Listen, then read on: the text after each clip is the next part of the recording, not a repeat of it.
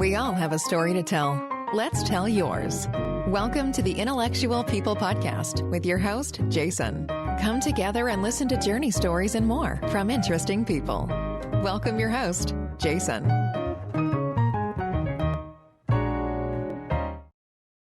Welcome to the Intellectual People Podcast. Today I have Scott from Stringjoy. How are you doing today, Scott? I'm doing well, Jason. Good to meet you and good to be hanging here with you. Thank you so much for coming. I appreciate it. My pleasure. Scott, what is Stringjoy? Yeah, so we're a guitar string manufacturer. We're based in Nashville. We make guitar and bass guitar strings, and probably in the future we might expand into even more strings. But it's really fun being in the string world. For me, I think strings have a tendency to be a bit of an afterthought for some players. And for us, I think we've really been able to kind of raise the perception of why these things matter. Because when you're playing a guitar or a bass, what you're actually manipulating and what's resonating and making sound is the string itself. Everything else pickups the guitar. Really, the guitar is just a big box that resonates the strings to make them louder, kind of the original amplifier. But so strings are really at the core of what we do, and we play stringed instruments, as I do, and a lot of you out there may as well. So we really try to get to the bottom of that and make the best strings possible that will hopefully elevate your playing experience and sound. Cool. And at some point during the show, I want to go really deep into the technical side and ask you a bunch of questions too regarding strings, just based on what you've said already is quite interesting. Scott, you've always been into music, correct? Yeah. About as long as I can remember. I think I bought my first cassette tape when I was maybe 4, which is probably the Supremes, I think, when I was that age. But yes, music's been the lifeblood, for me for as long as I can remember. Based on the instruments behind your left shoulder, I would presume that you're a guitar player as well? I am. I'm mostly a guitarist. I play a little bit of everything. I really enjoy playing drums, though I'm not very good. But I play guitar, and I've played bass guitar just as long as guitar. So those are my kind of core things. But I like everything musical, even if I'm bad at some instruments. Did you start playing guitar as a child? I started when I was maybe somewhere between 11 and 13. So I think I was in 5th grade. And it was interesting. My parents had actually bought my sister and I guitars. I think she probably asked for it. She was 5 years older than me. Well, she still is. But I just got the guitar because they got her one. And when you have 2 kids, if you buy one for one, you have to buy the other. And for her, they booked her lessons with a guitar instructor, and she never really took to them and never really played again. For me, this is very my parents' style with me, they're like, oh, you'll figure it out. And I think they were right. But what I remember is that for a long time, I kept practicing these chords and trying to play these things, and I got my shapes right and everything. But what I didn't understand, 5th grade me, was that I needed to put my fingers behind the frets. I thought I just went right on top of the frets, and so it was really hard. I was like, man, I can't hold these down hard enough to stop it from buzzing, and I kept at it. And then one day, I'm not even sure how it happened. I think I was just watching something on TV or something, and I noticed the guitarist's fingers were behind the frets. And I was like, wait a second, is that what you do? So I just slid everything back a little bit, and I was like, oh, I can play. So for me, experientially, it went from 0 to being able to play reasonably well really fast, because I'd put in a lot of work doing it the wrong way, that once I learned the one thing I was doing wrong, it just took off. And I think it was when I was younger, I got into basketball because I'm from Indiana. And I was initially very bad at it, but I worked really hard all summer on my jump shot and actually got good after a while. But guitar was like that first thing that I remember just picking up and being like, oh, I'm just like good at this. I seem to have some sort of natural predilection towards this thing, and I'm just able to do it well. So I was like, man, I should keep going with this. In your later years, were you always playing as well? Yeah. And certainly I think I probably played more in my late teens and stuff than I even do now. That was where I'd come home and just play guitar for hours and hours and hours. Yeah, and I joined jazz band at school, and I actually played bass guitar in concert band, and was playing at church. So I had a lot of outlets to be able to make different music with these instruments, all of which I enjoyed, whether it was jazz or concert band. Marches and stuff, or the stuff I was doing at church, or the rock and roll I was getting into with my friends. There's just something cool about making music, regardless of genre, that always appealed to me. Did you have aspirations of being a musician as a child? Yeah, yeah, oh yeah, certainly, Yeah. yeah. Okay. And certainly like being less that I think of myself as like a professional sideman or like playing in a concert band or something. I wanted to be a rock star for sure, you know.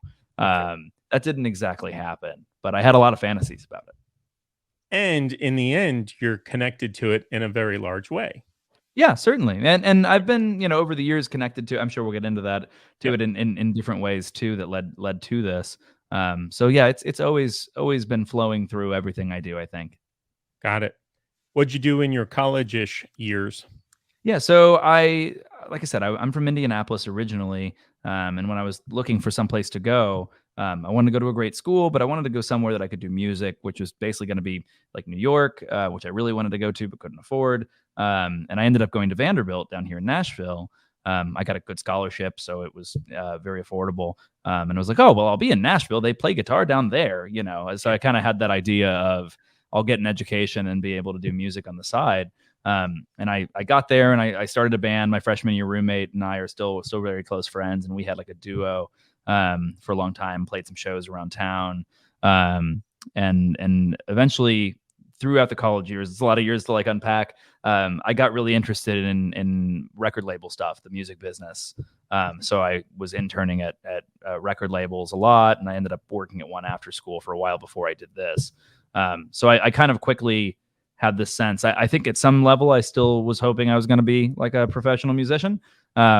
But I had the sense of like, I'm pretty good at business and other things. I wonder if there's a way for me to thread the needle between these two things. What did you do at the record labels?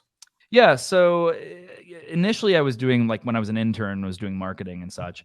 Eventually I interned at a place called 30 Tigers. Who's here in Nashville that does Jason Isbell and Sturgill Simpson, a lot of these guys.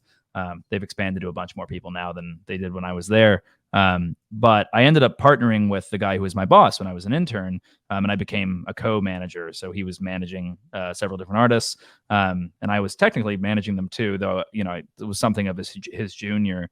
But in that role, handling a lot of marketing stuff.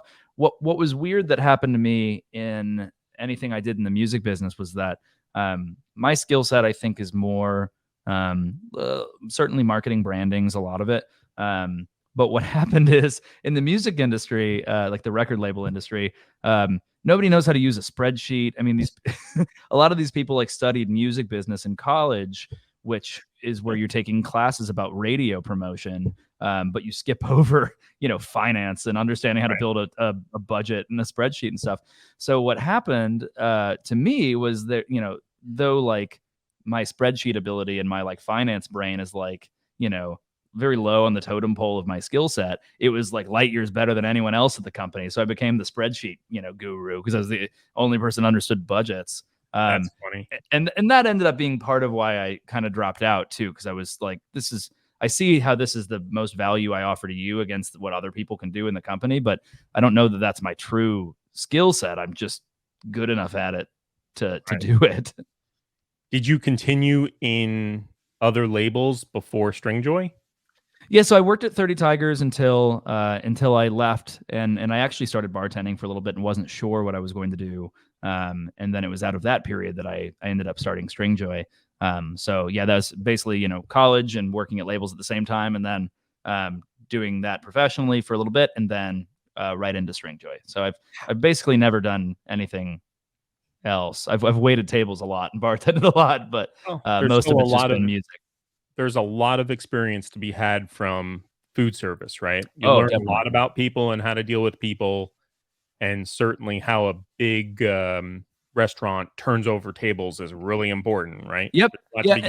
And I think, now that I'm running a manufacturing business, I still think of it in restaurant terms. I think about front of house and back of house. And, I have roles that I've developed that are a lot like an expo in the back of house. Like it's deep in my brain because I did that for so many years alongside everything else. So a lot of the things that we do are really modeled after that, just because it's what I'm super familiar with.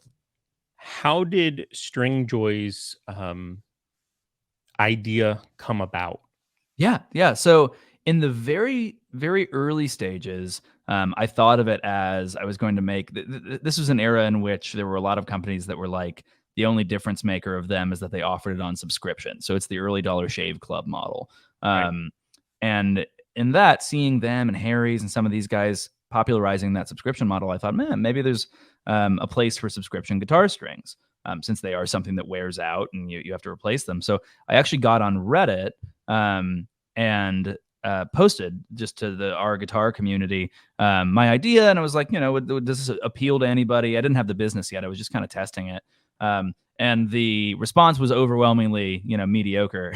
People were like, I don't know. I really like going to the guitar store when I need to get strings, so it doesn't really do it for me.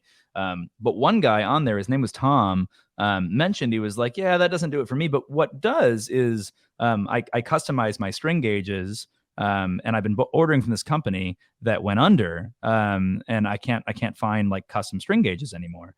And this is really fortuitous because I'd been doing something of the same thing since I was younger. I hadn't really thought about it in the same terms, but I'd been buying different packs of strings and mixing them together just because I experiment. It's what I do. And I had the same thought. I didn't even know that there was a company that made it easy in the first place. And I don't think they lasted very long, but so I took that and I was like, oh, well, maybe that's a model. And so that became the early Stringjoy model, where we were basically purely a custom shop online. I contacted a manufacturer and got him to send me a dozen or two of each gauge of string, which I realize now I was kind of lucky that he offered that, because that would be a pain to me. I would never do that for somebody. Right. And the whole thing was, you'd email me or come to the website and I would advise on what custom gauges I think would work really well for your guitar. And then I'll build the sets out for you and you'll have your bespoke custom set that you can put on your guitars, and I'd ship it out. And that was what it was. I kind of launched it as an e-com company and thought we'd put it out and see if there were any other kooks like me that were into customizing their guitar strings. And we pretty quickly found out that there were. In the very first month, we did like a couple $100 or something. But in the second month, we did, I believe, about $2,000, which at the time, it was like, oh my gosh, I of course knew that wasn't $2,000 in my pocket. It wasn't making any money, but I knew well enough to be like, that's a lot of money. That's about as much money as I'm making at a bar or a restaurant in a month. So I knew I had something, I think, pretty quickly. Explain to me, if you don't mind, Scott, how different gauge strings changes the sound. Let's start there. Absolutely, yeah. So a gauge, it's actually kind of a misnomer. We really are just referring to the size of the string in thousandths of an inch. It's not like American wire gauging or anything. What that basically just refers to is the size of the string. So what we call like a 46 is 46 thousandths of an inch. So it's pretty small. When you go from a 46 up to a 48, you add a little bit more mass to the string, which does two things. For one, you tend to get more of a deeper, rounder tone. In general, there's other factors, of course, that affect that, but all things being the same. And then for you, as you play the guitar, for one, you have a larger object here that you have to manipulate, so it changes the feel a little bit. But more than anything, as you get heavier or higher in gauge, you have more stiffness. So if you go to bend that string, it'll take a little bit more force or effort. And of course, the same is true if you go a little bit lighter. When you go lighter, you compromise some of that tone, but you get more flexibility in the string. So it's often finding that kind of balance that's right for a given player or a given guitar. Not to mention that these sets come in sort of pre-arranged gauges, and a lot of that was developed kind of by happenstance in the 60s without a ton of thought being put into it. And so one thing that actually benefited us from those early days when we were a custom string company was that I got used to just having customers write in and me building them custom sets. So I got really familiar with all these different gauges, and I also got a lot of data from making recommendations and seeing how it worked. And so when we ended up kind of making the jump from only doing custom to doing standard sets the way that most companies do, I had all this intel and a lot of things that already in my pocket. I was like, here's what I like to do for these guys. And because if somebody reached out, I never wanted to be like, you should just use this standard thing. I'd be like, let's try a little tweak here or there to, add that special something for you. So a lot of my work was already done for me, and in the sense that in the 60s when these were came up with, they were kind of just that you put them together, you try and be like, oh, that's good. Okay, let's just do it. And then that became standard. For me, I got to have so many months and so many, thousands of players worth of thought and experimentation. So our sets, we call them our balance sets because the tension is balanced. So if you're playing the guitar, bending each string takes the same amount of force with a set of our strings. So I was able to, it worked out very well that I was able to do something different with the gauging of our sets once we moved to that model, thanks to all that time doing only custom. And it's obvious, right, that your Excel sheet skills were paying off because you were collecting Indeed. all of this data and probably logging everything in an Excel sheet, right? Yeah, 100%. And that's probably a broader theme that we'll maybe touch on a few times. But you do all these different things in your life, and you never think about how they will affect you in the future. A good example is during my later years when I was doing music business stuff, but I don't know, mentally I was a little bit out of it. I had started a blog, and the whole concept of the blog, it was kind of a self-improvement thing where I would try to go either with or without something for a week, which could be like a week without eating meat or, whatever it is, or hot showers. I'm trying to remember all the different weird little things I did. And I would write about it and just talk about that and ideally learn something through the process. But from doing that, I learned how to build a website, and I learned a bit about how to market articles online and market content. And that, if I hadn't known that, I don't think it would have been as easy for me to jump into starting an online business. So that really worked well, in addition to managing the merch shops and stuff for the artists I managed. But that weird little side project was super helpful very quickly down the line, and I just wouldn't have anticipated that. Scott, how many guitar string makers are there in the country? Yeah, so I may have to count on my fingers because I can't remember the exact number. So up in the Northeast, you have D'Addario, you have DR, you have Aurora, and then down in the Southeast, you really just have us. SIT Strings in Ohio, GHS in Michigan. I'm keeping tabs here. Kurt Mangan out in Colorado, and then in California, you have Black Diamond, Dunlop, Ernie Ball. I must be missing somebody, but it's right around there. So that was 10 people that I listed. And maybe there's one or two that I'm just blanking on for some reason. So around a dozen, call it. Yeah. Right? Yeah. And they all truly wind their own strings in-house, correct? Yeah, all those ones that I mentioned, those all are companies that indeed wind their own strings. There are a number of other brands out there that I didn't mention that maybe they don't make their own strings. Maybe they have a combo. Martin, for example, I didn't include on there. They make their strings in Mexico, which is curious for a company that's so about buy a made in the U.S. guitar. That's like their whole thing. So I've always thought that was odd that they're the one that shipped it off to Mexico. But who knows? Yeah, so there are more than some people probably guess. A lot of guitarists there's this weird myth going around. We still get it from store owners that they're like, only 3 companies make their own strings, and they sell them to everyone else. I had a dealer here in Nashville. He was out in Donaldson, so like a couple miles down the road, on the phone one time. And he was like, hey, I got the samples you sent, but, I've got artists coming in. He would not tell me who they were, just very big artists, he said, who tell me your strings are made by Mapes, which is another one, actually, that I forgot. And I was like, well, they're not, they're not, right? And he just kept swearing to me. He wouldn't believe me. And I was like, dude, I am standing by a winding. You hear that like roar in the background? That's the machine. Like, you want to drive here and look at it? And he wouldn't, but he just kept swearing to me. He's like, I don't know what you're doing, but you're not making them, What? Wow. So that belief does persist in our world. I can't figure out why. The best I can reason it out is people for some reason think that the machinery that makes strings is like, $50 million machinery or something. It's expensive. Don't get me wrong. Sure. We couldn't get into manufacturing for a little while, but any company at any sort of decent clip in our world is going to have the thought, perhaps I should cut out the middlemen and make them my own. So it's a very odd superstition that people have about that. I don't It's really interesting. It is an interesting superstition for sure. Now, how did you go from buying strings from other companies to then manufacturing? Right? Yeah, great question. Very, very big jump. It is, and it's funny. Almost every company that I can think of in the string space has at some point kind of dealt with that, because it is, even though it's not $50 million, it's a big cost and a lot to learn all at once. So for us, the way it happened was the manufacturer that I was working with. After a while, I started learning, because I'm just kind of a sponge about this stuff. So I started learning more and more stuff about strings, and wanting to do experiments and wanting to see if I could like make the string itself better. So I started writing this guy who was making stuff for us. It was like, hey, could you use, this cord and this wrap wire, or, wind it in this way, or could you wind it a little bit tighter? Like all this sort of stuff. And after a while, it got to be so much, we were just such a pain in the butt client for them. Because most people, everyone says on their private label stock, the people that don't make strings, they always say like made to their specifications.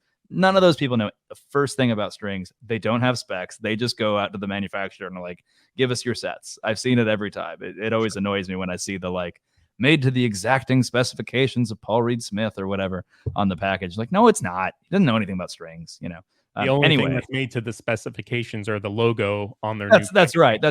Yeah, they're calling up and saying like, hey, how do you make this? Right.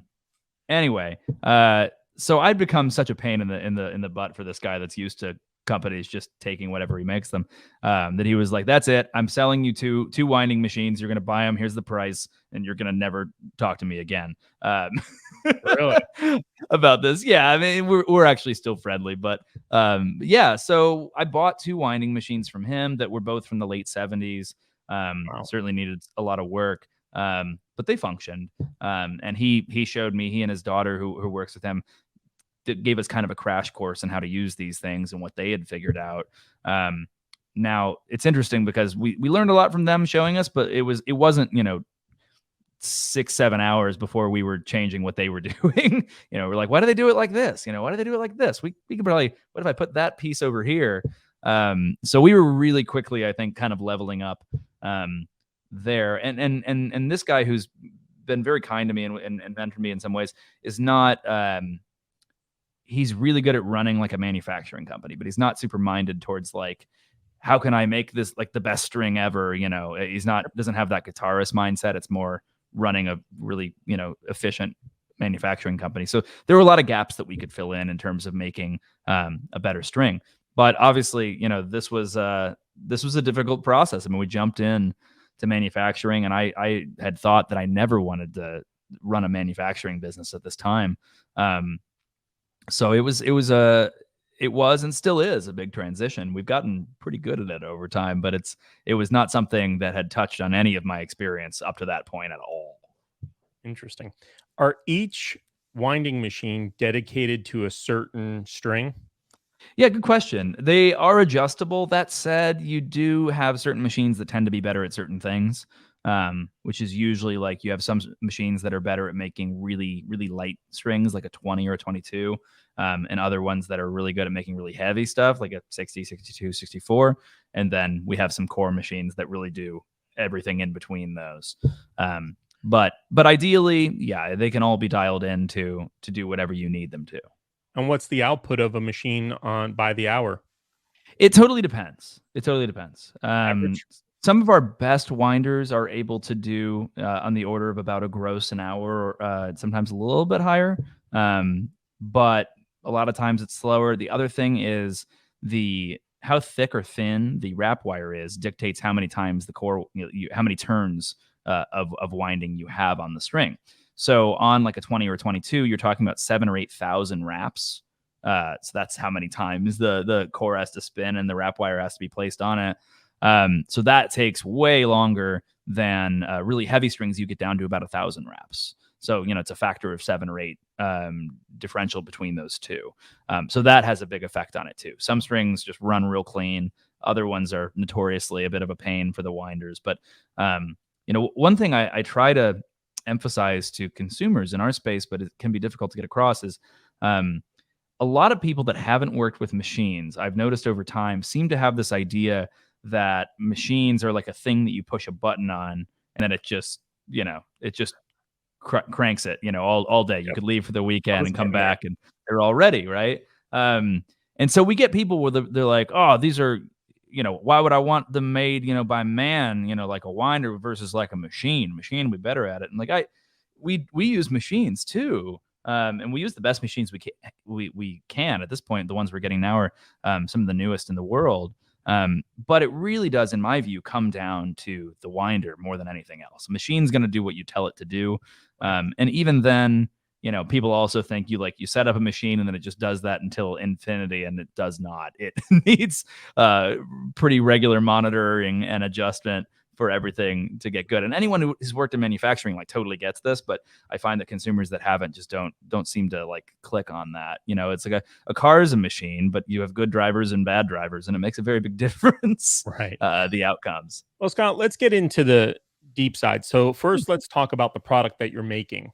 Mm-hmm. Explain the guitar string of the substrate and what it is made of for those listening, and how it's made, because when the average person looks at a guitar string, they just go, oh, it's a piece of metal that is strung across the body and to the head, to the neck, I guess. Mm-hmm. And it's tightened and it's in tune just by magic, right? Yeah.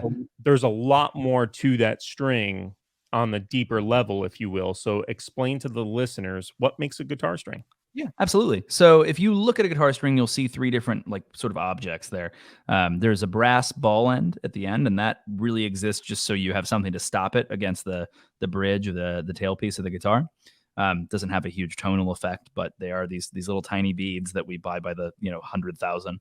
And then you have core wire, which on certain plain strings, as we call them, usually there's 2 to 3 plain strings and 2 to 3 and 3 to 4 wound strings in a set.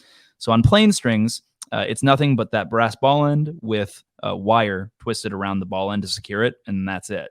Now that wire itself is called music wire, similar to piano wire. It's a super high tensile carbon steel. So it's frequently used in bridge cables, used in springs, a lot of different applications on the industrial side. And it's used in guitar as well. People, I think, sometimes don't think about how a 9, which is a gauge of a high E string in some guitar string sets, is a super, super thin wire. I mean, 9/1000 of an inch is very, very small. And you're stretching it, across a 25-inch scale where it's supported by sharp metal on both sides. And then you sweat on it as you bend it up and down, at really, really high tension. Sometimes 20 to 30 pounds, and you do this for months and months, and then you're upset if it breaks after 6 weeks. You're like, what the heck? This didn't last at all. And that's impressive. I mean, that's the engineering that goes in behind it. But I think people probably don't have the same appreciation for the strength of that material to be that thin and be able to have all that stuff happen to it and keep sounding good and making music. So that is music wire. Now on the wound strings, which is where a lot more labor goes in, the plain strings are a bit easier from a manufacturing standpoint, and more similar from company to company, I would say. I mean, certainly how you're storing your materials has a big effect, and how your QC is on the materials you get in from wire drawers has a big effect. But for the most part, that's the value add to a string manufacturer is the wound string. So what's happening there is you have that same brass ball end. You have a core wire, which is the same material as those plain wire, but in wound strings, you frequently see that core being a hexagonal core, meaning that if you cut it, and looked at the cross section, you'd see a little hexagon. The reason that we do that is because when you wrap wire around that, the hexagon, those little edges, serve to secure the wrap wire so you don't have any slipping. The old school way of making strings, which we also do, is using a round core. So you would, in that case, use the same string that you would use for a plain string, just like it sounds. It's perfectly round. And then you wrap your wire around that. And at the very end of the wind, you flatten a portion of the round core so that the wrap wire has something to adhere to at the end. Round core is cool. The main issue with it is that you have to be very mindful of that end securing when you're installing it. You have to put a kink in the string so that the wrap wire doesn't slip before you cut it, or else it'll kind of like a slinky. It'll go a little haywire. So yeah, people have mostly moved to hexagonal core across history. People have used triangular core and square core and stuff, but hexagonal is just the kind of perfect balance of being able to resonate right, but having those angles to secure it properly. So then the other component we haven't talked about is the wrap wire, which goes around that core. And so it's wound something like a DNA helix It's helically wound from the ball end towards the tail where it stops. Now, the wrap wire can be any one of a number of different materials. The most common for electric guitar strings is nickel-plated steel, which, just like it sounds, is steel that has been electroplated with a certain amount of nickel. It comes in different qualities, from 2% to 4%, 8%, 16%. For acoustic guitar, you mostly see phosphor bronze, which is an alloy of copper, tin, and phosphorus, or you see 80-20 bronze, which is just copper and zinc in those exact proportions. And you do see some pure nickel. So we make our Broadways, our sort of old school vintage style set that we make with a round core and a pure nickel wrap wire. They used to use pure nickel back in the day up through the 60s. Until they realized they could just plate some steel and nickel and it would be a lot cheaper, because nickel's a very expensive material versus steel. So for us, like the pure nickel we use, I think it's 5 or 6 times the price per pound of nickel plated steel. So what which nickel makes a big do you difference. use? We don't know exactly. Yeah. You don't know the exact I mean, it's pure nickel, but like, Yeah, you're searching for like an atomic number. Yeah. So like, I probably what you're getting at, like 5718 in or pure nickel, we're using nickel 205. 205. Yeah, some people will use nickel 200, but there you're even talking about like 99.5 versus 99.7, I think is the difference there, if I'm remembering right. On the 8% nickel plated steel, that's, as far as I understand it, I've never known the exact composition of the plating itself. I've just known it to be nickel purely on the outside. It wouldn't surprise me if there was a little bit of trace in there, but I do not know, to be honest. And you don't do any chemical analysis? You've never done any chemical analysis of the string to find out, or?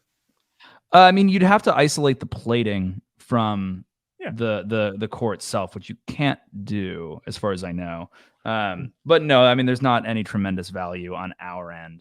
Again, so the way it kind of works, you use wire drawers, which are even separate from who manufactures the rod stock. So somebody will make like giant rod stock of 8% nickel plated steel. And I don't even have optics into exactly who that is. I know in some cases, but then that'll come to wire drawers, and their whole job is to draw this to very fine specifications. And then that comes to string companies, or many other different industrial uses. And we spec it out and we wind it. But yeah, there wouldn't be any tremendous advantage to me to knowing exactly what the plating material is. That said, I mean, the alloys that are used, or alloys or plated metals, are industry standard across the industry. So everyone's basically using the same stuff here. A lot of companies, particularly companies that don't make strings, like to talk about their proprietary alloys that they use, which are 8% nickel plated steel. It's, it's just total marketing. Exactly. Yeah. It's marketing and lies typically too. So yeah, that happens a fair bit. But to me, I mean, the thing is, speccing these materials and ensuring that they meet your standards and having like very good visibility of how they're wrapping and how they come out and finish out when they're wound, is in some ways more important than like the actual exact material spec like itself, in my opinion, at least. I mean, obviously it's, you're using a non-ferromagnetic material, that's not going to work. So I don't mean like it's important that it is what it is, but people can overweight a lot exactly what the material does versus how it's made.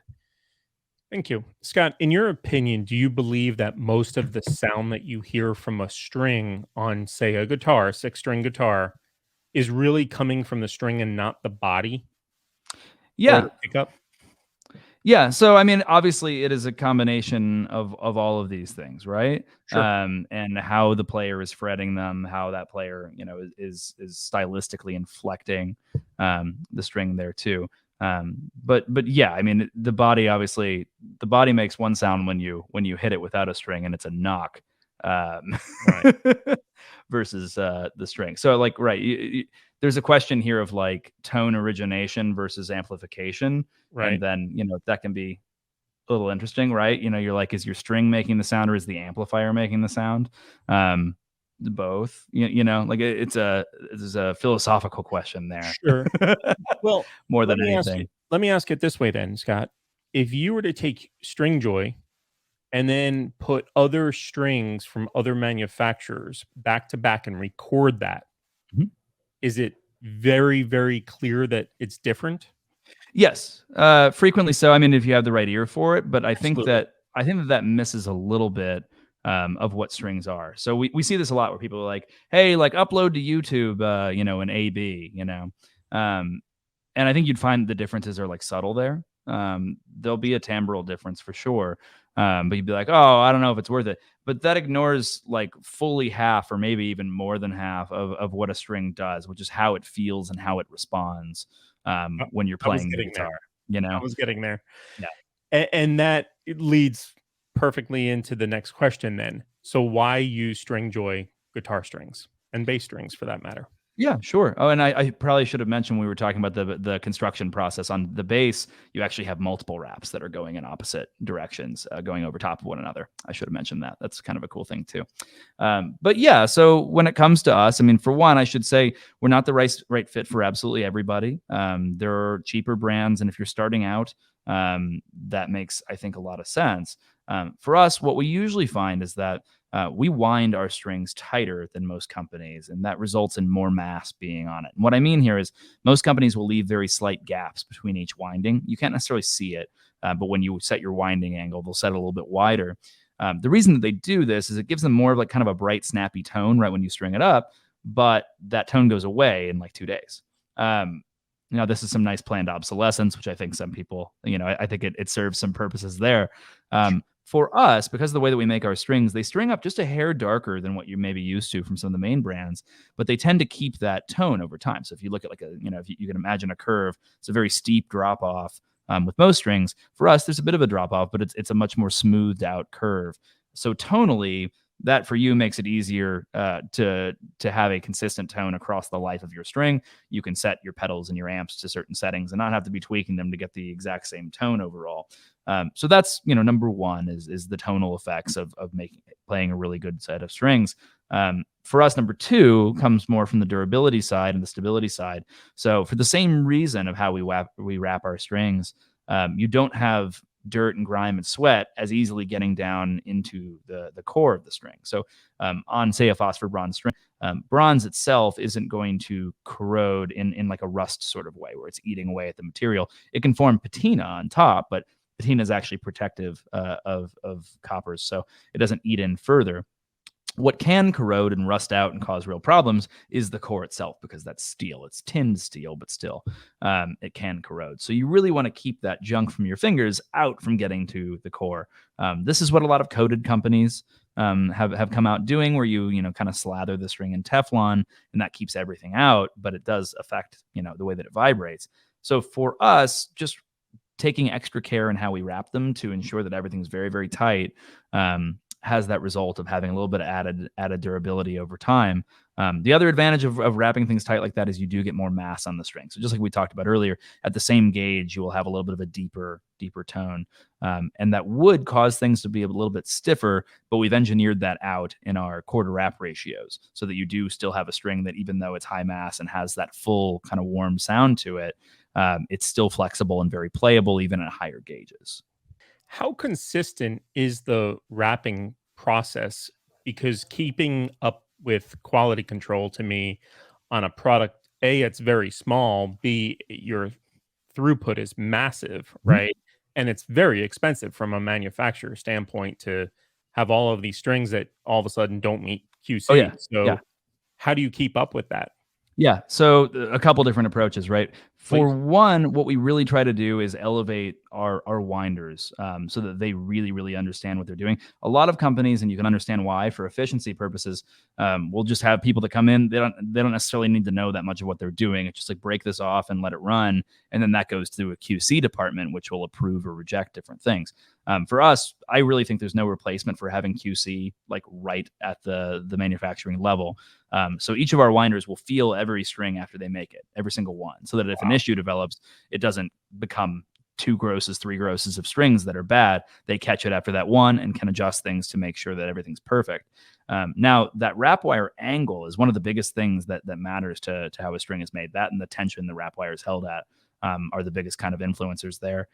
So one of the funny things when I got these first two machines way back in the day, there's this little piece that the wrap wire passes through as it's being wound, and then at the end, these two bars sort of clamp down, and that stops it, and it breaks off. so I looked at that and I asked the guy that sold them to me about this, and he was like, yeah, so you got to make sure it stays on those bars, somewhere between here and here, right? Because if it goes too far to the end, then it won't grab it and it'll turn into a mess. And if it goes to the right, it bumps it and it doubles back over itself. So I was like, oh, that's interesting. It's a pretty wide margin of angle, right? Sure. And so this is one of those fun little business lessons where, like, one of the best things I ever did was just take out a Sharpie and measure 90 degrees and go, there, keep it on the line, not on the bar, keep it on the line. Now with our machinery, we actually have sensors that can sense the wrap angle throughout the entire winding process so that it can adjust and compensate for that. On some of the machinery that we still use, you basically, to get it perfect, you have to have a person kind of riding that carriage with their hand and keeping everything just right the whole way. And we do still do that.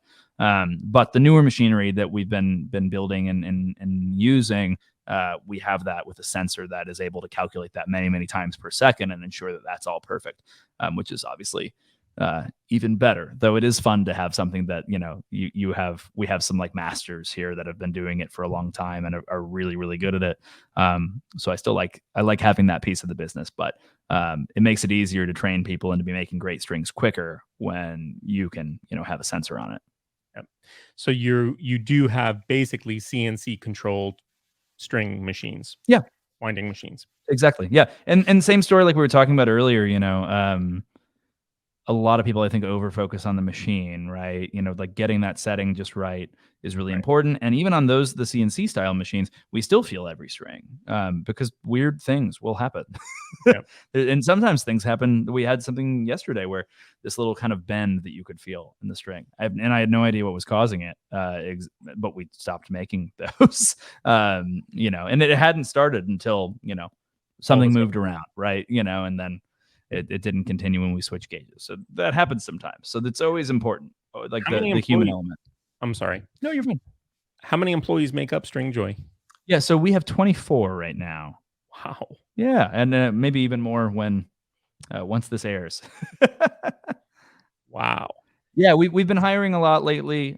We've been basically since the beginning growing about 70% per year. So this time last year we had half of the employees that we do now.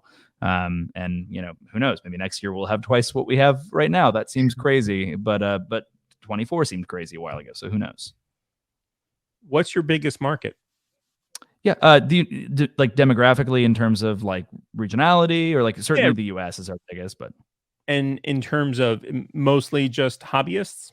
Or okay. Great really question. Large into professional musicians? Yeah. Excellent question. So, I mean, on the whole, the larger chunk of the market is more the hobbyists or intermediate or advanced level players that are playing at home a lot.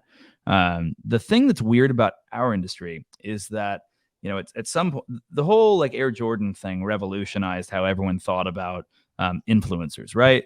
And the music market, the guitar market in particular, a lot of these guys are just now figuring this out now. Influencer marketing is huge with TikTok and all this, but the guitar companies like jumped on this back in the 80s. They were like, oh, okay, yeah, we get it. So the big guys, Ernie Ball and D'Addario, literally, I mean, they have a list of 20,000 plus people that just get everything for free. So the time that you play your first tour, you get, hundreds of sets of like Ernie Ball strings, which tells you, by the way, about how much cost goes into making those. I lived in an apartment complex when I first started Stringjoy. And at the time I smoked and all the other musicians smoked too. So I'd always like, go and talk to those guys, and it would come up and all of them would be like, oh yeah, I got a D'Addario sponsorship. I'm like, oh, who do you play for? They're like, oh, no one anymore. I just but I still have the sponsorship. So all that is to say, and I disagree with how this is done in our industry, but the kind of big guys, the powers that be, whether they regret it or not, have kind of created a thing where the professional market is just money that you burn. It's not, you don't make any money from that at all. It is the at home, the hobbyists, people that play in like studios and stuff, which we have a lot of those guys in Nashville. They're not usually on the level where they always get endorsements and stuff, but certainly anyone that's out touring, and I mean like literally like people that are playing like people's basements and stuff, those guys just automatically a lot of times will create a sponsorship for them because to them they make their strings super super cheaply and it doesn't cost very much, and for them they just want to take the bet that this guy will be the next Jimmy Page or whatever, it's worth it to them, right?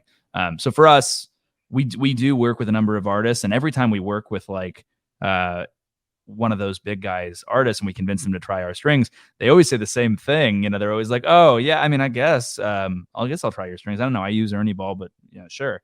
And then we send them some, and they always are like, oh my God, I had no idea strings could be like this, And it's funny, in our market, we certainly see plenty of that where people are like, oh no, I'm great. I'm a very loyal, player of this string brand. And then they play ours and they're like, oh, I don't know why I was loyal. I just assumed that was normal. So you're telling me that most of these guys and gals basically have the mentality of a string's a string? Frequently. Yeah. A lot of times until they play it. I think that has been changing though over the past couple of years. I think we've helped with that. And even I think some of the big companies have moved to that. They've gotten kind of, not to talk too much about those guys, but they've gotten a little bit locked into this thing where you really have D'Addario and Ernie Ball as like the two big dogs in there. And my outsider guess is that both of them have been so afraid of raising the price of their core product because they figured the other one would just take all their market share. So the cost of strings, like the baseline strings, has not changed since the 70s, at a period in which, a dollar is worth, a third of what it was. And so in order to keep that pricing low, there's been, I would guess, but I can't say for sure, but we all know in manufacturing, if you have to keep a price low, over time, you have to hit it on the quality side. There's only one way to do it to make it work, right? That's just what it is. That's right. So anyway, all that is to say, now these guys have started to launch more premium lines, and have been doing, they still sell the base line, but they've been focusing more on the premium, which has been to the benefit of us, just to raise the awareness of what a string can be. I still think when you compare our strings to those premium lines, ours are like the clear choice, but convincing more people that it's worth experimenting, worth trying other things, and that it can be better, I think is a great thing for the industry. But it's very much like, what happened to America in the beer days, and people are like, you make what? Like to Right. Sierra Nevada, like beer all tastes the same, Right. I drink Miller Lite because I'm from Milwaukee, and then people kind of finally woke up, but they have to taste it first sometimes. And that's what's been happening, I think, in our world. Got to feel the string. Yeah, exactly. Where can people go buy Stringjoy? Yeah, so we're available at our website, stringjoy.com, and we work through a number of different dealers in the U.S. and internationally, which you can find at stringjoy.com/dealers. So there's kind of a choose your adventure there. There's a bunch of different places. There's also at Amazon as well, on Amazon Prime too. Okay. How did Stringjoy, the name, come about? Yeah, that's a funny one. So I was, like I said, I had this idea and I didn't have any clear sense that it was going to be what it ended up being. So I was just kind of looking at domain names and thinking of what was available that I could actually get. And then I kind of had the combination of Stringjoy and then it worked. And I was like, oh, I have the domain. And so that just became it. Interestingly, and, this is maybe a little, overly mushy, but over time, we definitely realized that the name ended up being appropriate, because what we hear from our customers more than anyone else is like, I had no idea strings could make this much of a difference, and I can't put my guitar down now, which is very, very cool. The strings, it's a small difference, right? It's one little piece of the overall puzzle, but anything that you can do to make somebody enjoy playing their instrument more and want to play it more, yields compounding results over time. They get better and better. They enjoy it more. They have, more and more time to write that song or that riff that they've been searching for. So we really enjoy being a piece of that process. And I think bringing some joy to something, being strings that people had previously just, even the companies that made them, I think, regarded as just kind of a basic commodity. Scott, is there anything that I should have asked that I didn't that you would like to share with us? No, I think you've done a great job, Jason. If there's anything in conclusion, it would be, there's all these really cool opportunities, I think, out there for little things that we take for granted in life that may be able to be made better or made differently, or made more eco-friendly, for example, or who knows. There's always opportunities to improve things around us. So if there's anyone out there listening that has literally any problem that you're like, why doesn't this exist, or why shouldn't it be made by this? I always want to encourage people to take a crack at it. You never know. I mean, for me, certainly owning a business, and being able to see the effects of the products that we make on people's lives out there has been just an absolute, a dream, and is so rewarding day in, day out. So it's not for everybody, certainly, but I always want to encourage people, if you think it might be the right fit for you, to consider taking a risk on it and seeing if you can make it work, because it's pretty great when it works. Great message. Thank you so much, Scott. And everybody, go please visit stringjoy.com. Thank you. Thank you. Thanks for listening. Find us on YouTube and Facebook at the Intellectual People Podcast and online at theintellectualpeoplepodcast.com. Check back for exciting new episodes.